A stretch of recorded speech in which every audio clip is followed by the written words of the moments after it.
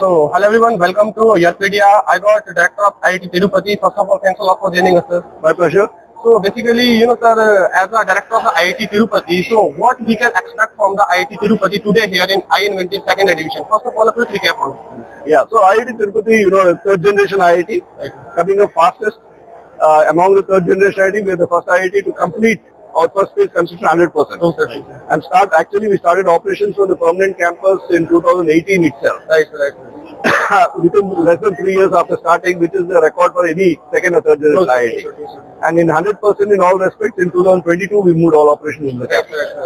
So we have created all the infrastructure, the hostels, the labs, the classrooms, housing for faculty staff, all that.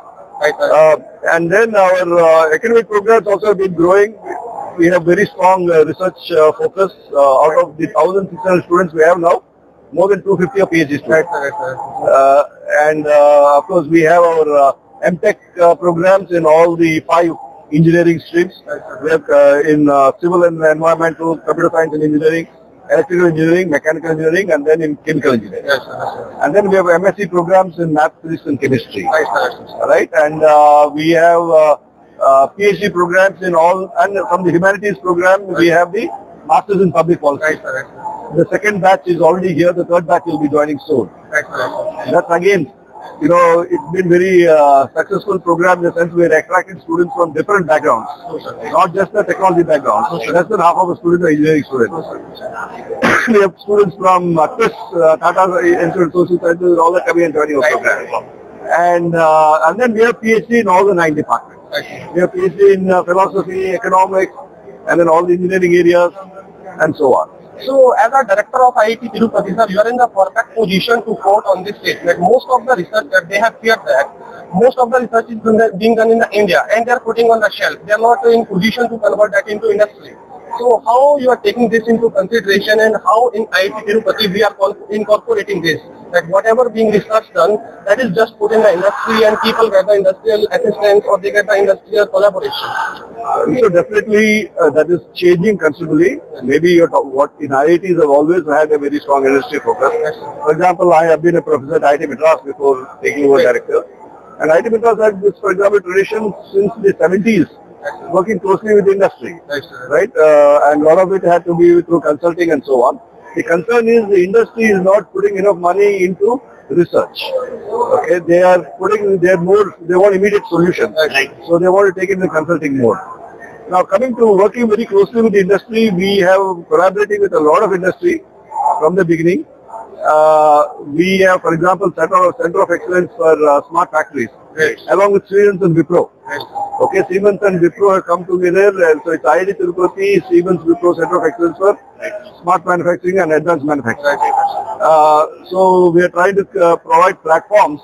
In fact, we created a large central instrumentation facility, which will have all the analytical equipment and testing facilities, for whether it's for electronic industry or for material characterization, which is open for the industry to come and use. Okay, so that's how we are trying to create linkages. And in our Center of Excellence, we are trying to create platforms where industry can come and do they can model their whole what we call digital twins. Right? Before you start setting up your plan, you create a complete digital twin on a computer platform. Test out everything, simulate everything, and then you go and implement it. So we are trying to create these kinds of platforms through the Centers of Excellence. We have identified a few thrust areas for our working closely in an interdisciplinary way. One is on materials and manufacturing. I very strongly believe that manufacturing is something India has not been strong in. We need to really promote. So we have identified materials and manufacturing as one of our big thrust areas. The second thrust area is in smart infrastructure. Right? Lot of all this, if you see, you need to, whether it is civil infrastructure, water, wastewater, transportation, or power, communication, and so on. A lot of the data is collected today, and then smart cities and all that. The whole idea is that, so this is, you need civil engineers, that the data has to be transmitted, so you need communication engineering, then you need to do analytics, you need to take it to e-governance, right? The third area we have identified is food technology and precision agriculture. Okay. We have a center, we have a small innovation center for MSMEs on food technology. And then the fourth area we have identified is energy storage, both from the perspective of batteries and hydrogen. For example, batteries, Tirupati houses the second largest battery manufacturer in the country, Amar Raja, right? Yes, sir. And the chairman of Amar Raja was in my office day for yesterday to discuss how we are going to work very closely together to set up centers of excellence and so on. So we are working very closely with the industry. There's a lot of big industry focus, a lot of startup focus. Even in my institute, 3 of my faculty members have startups which are up and running. Okay. And students were trying to get them motivated to do the startups. Yeah. So sir, in very next month we have the GATE exam, which is the entry to the premier institution like IIT Tirupati. Yeah. So what final words you would like to say to the student why they should come IIT Tirupati? Yeah. Well, as I told you, we have created all the infrastructure. One of the challenges you go, for example, the older IITs, many of them saying we will not give you hostel facilities and all that. Right? So those kinds of infrastructure facilities are in position. All our labs, being a new IIT, our equipment is latest. Right? A lot of the older IITs have a lot of legacy equipment that they have to deal with. Carrying the legacy. Are also curious about the placement. Yeah, placements are definitely it's it's almost same as the other IITs. Right. But obviously, first generation IITs have some advantage. You can't deny that. But I don't think it's been very different from the other IITs. So please give some words on the public policy course. The public policy program, the whole idea was our humanities and social sciences group. We have economists, we have people with specialization in public policy. So the idea was, one thing is to develop technology, whether it's from a climate change perspective, whether it is from sustainability perspective, or whether it is the various geospatial policy has been freed up now, right? All these things. So one thing is to come, at the end of the day, the technology has to be deployed for public good. Right. And that has to happen through proper government giving a proper policy framework. Right. So one thing, so the whole idea of creating this program is to bridge this gap between policy to technology, policy, and then implementation. Right.